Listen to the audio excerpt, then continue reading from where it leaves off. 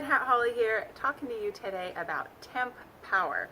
In this particular house in LA, we tore the house down pretty much to the ground, and therefore the city disconnected our electrical source and we had to get temp power, temporary power. So here it is, this company called ACO Temp Power came out and put this in for us so that we have ability for the contractors to work, because without power you can't do anything. And once we are complete, including the landscaping, we'll get what's called a certificate of occupancy, also called a C of O.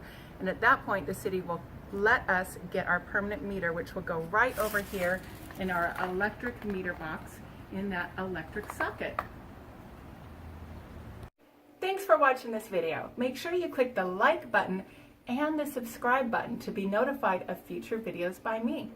Go to the website hardhatholly.com to get your free download on how to find houses to flip for profits.